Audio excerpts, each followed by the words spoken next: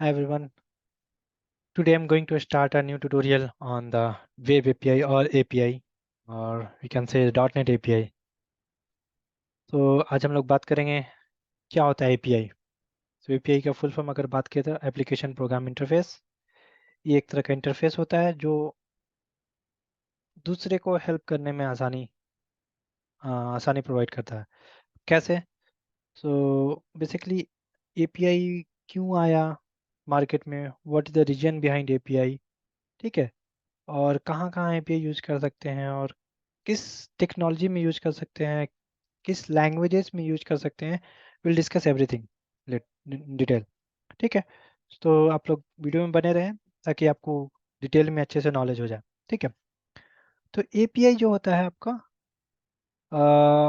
एक नॉर्मली जैसे बात किया जाए कि एप्लीकेशन प्रोग्राम इंटरफेस, इसका फुल फॉर्म से ही पता चला था. एक क्या है, इंटरफेस होता है जहाँ पे वो ऑलरेडी बना होता है जो उसके थ्रू क्या करते हैं हम लोग दूसरे जगह यूज करते हैं.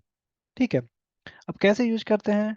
फॉर एग्जांपल नॉर्मली अगर बात की जाए पहले के जब पहले एप्लीकेशन डेवलप होते थे तो अलग अलग एप्लीकेशन होते थे. फॉर एग्जांपल डेस्कटॉप एप्लीकेशन होते थे, वेबसाइट्स बनते थे, मोबाइल एप्लीकेशन होते थे, या फिर अभी आईओटी या अदर्स जो डिस्ट्रीब्यूटेड एप्लीकेशन है.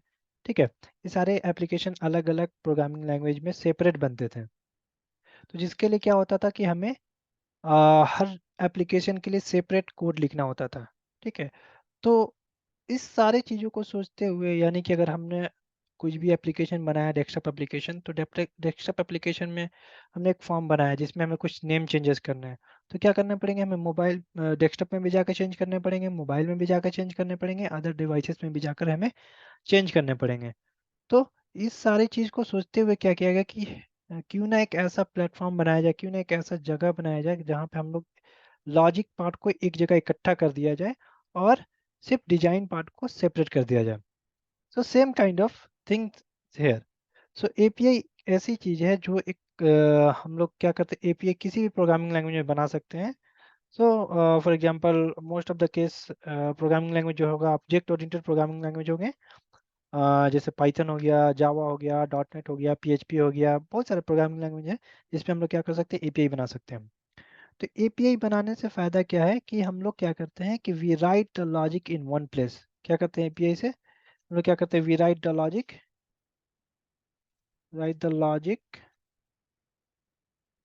Eight one place. ठीक है, एक प्लेस पे हम लोग क्या करते हैं, लॉजिक को लिखते हैं. अब ये जो लॉजिक होता है, अब क्या करते हैं, एक लॉजिक बना के हम लोग क्या करते हैं, हम लोग इसको एज ए एपीआई क्रिएट कर लेते हैं. ठीक है, क्या कर सकते हैं, लॉजिक को हम लोग कहाँ एक जगह प्लेस कर देते हैं, एपीआई में. तो उसका नाम एज हम लोग दीजिए एपीआई. तो ये क्या बन गया, एक इंटरफेस बन गया यहाँ पे जो हमें, अगर आप लोग एग्जाम्पल के तौर पे अगर जानना चाहते हैं तो फॉर एग्जाम्पल मैं एग्जाम्पल के बेस पे जाऊंगा ताकि आप लोग को आसानी हो समझने में. फर्स्ट क्या होता है कि आप लोग शॉपिंग मॉल देखे होंगे. ठीक है, नॉर्मली आप लोगों ने शॉपिंग मॉल भी गया होगा, शॉपिंग मॉल. ठीक है, या खाना आपने खाया होगा रेस्टोरेंट में, या फिर टिकट कटाया होगा आप लोगों ने बस का, एरोप्लेन का. सो कैसे ये सब वर्क करता है, कैसे इसके पीछे लॉजिक लिखे गए हैं, ठीक है, वो सारी चीज़ें मैं डिस्कस करना चाहता हूँ.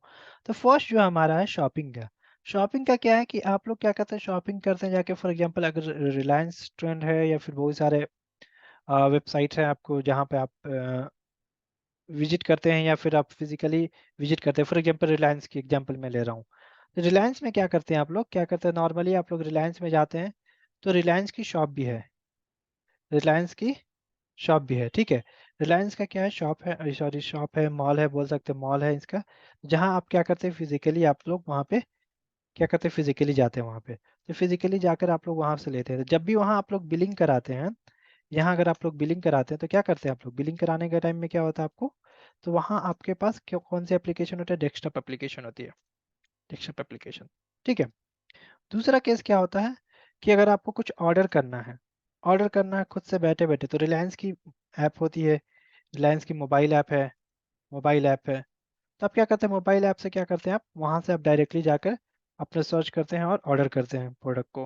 ठीक है, उसी तरह तीसरा क्या है आपका, अगर आप चाहें तो वेबसाइट डायरेक्टली लैपटॉप में या डेस्कटॉप में आप क्या करते हैं, वेबसाइट पे जाकर क्या करते हैं आप जाकर शॉपिंग करते हैं, ठीक है, वहां से आप कुछ ऑर्डर करते हैं, ठीक है, वेबसाइट पे जाकर ऑर्डर करते हैं, ठीक है, उसी तरह सेम काइंड ऑफ फूड में भी है आपका, ऐसा करते हैं, फॉलो करते हैं। तो क्या होता है कि आप तीनों प्लेस पे जा रहे हैं, तो तीनों प्लेस पे अलग अलग सिनारियो हो सकता है। अब आप मोबाइल ऐप से विजिट कर रहे हैं तो आपका रेट अलग नहीं होगा, और वेबसाइट पे जा रहे हैं तो सेम रेट दिख रहा है, मोबाइल ऐप से भी जा रहे हैं तो सेम रेट दिख रहा है, और मॉल में विजिट कर रहे हैं तो अलग सेम रेट दिख रहा है। तो क्या ये तीनों जगह या जब भी बिलिंग हो रहा मॉल में भी, तो क्या हो रहा, सेम रेट दिख रहा? तो ये कैसे हो रहा आखिर, हाउ इट इज पॉसिबल? तो for that developer is not going to write three time different logic, ठीक है, three time same logic in for three scenario. तीनों सिनारियो में क्या करने वाला है डेवलपर, क्या करेगा, ये क्या करेगा, लॉजिक क्या करेगा, एक पार्ट में लिख देगा। लॉजिक कहाँ लिख देगा, एक पार्ट में, ताकि हमें, अगर आप लोग बात किया जाए तो सबका क्या होता है कि हमारा जो यूआई पार्ट होता है वो अलग होता है। यूआई पार्ट अलग होता है, डेस्कटॉप में अलग होता है, मोबाइल में अलग होता है, और वेबसाइट में अलग होता है।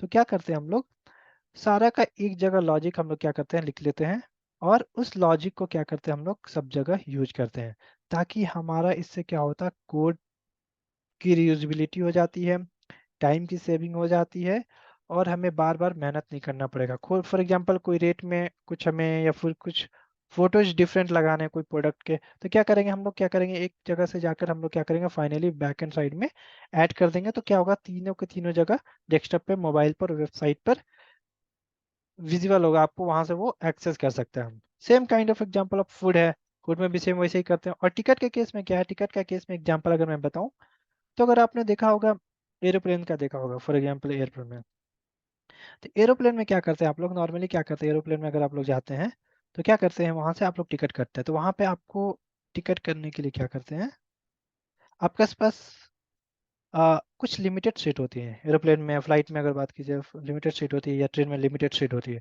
तो कैसे आपके पास गो आई बीबो है, ठीक है, गो आई बीबो है, दूसरा आपके पास मेक माई ट्रिप है, तीसरा आपके पास IRCTC है, ठीक है, और भी बहुत सारे वेबसाइट हैं।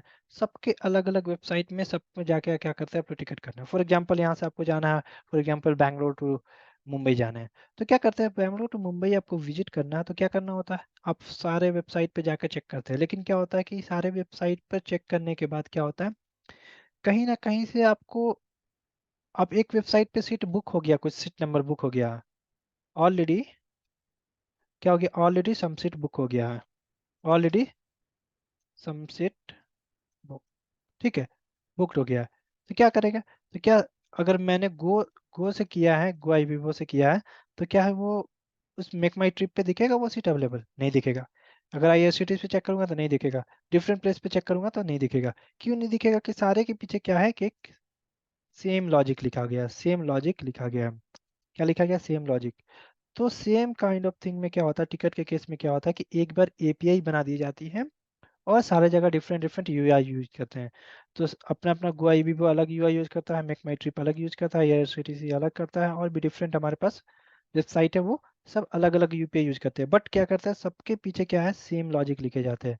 तो API यहाँ पे इसी तरह से काम करता है, ताकि हम लोग एक बार लॉजिक बना दें और हम लोग इस चीज को बार बार यूज कर सके।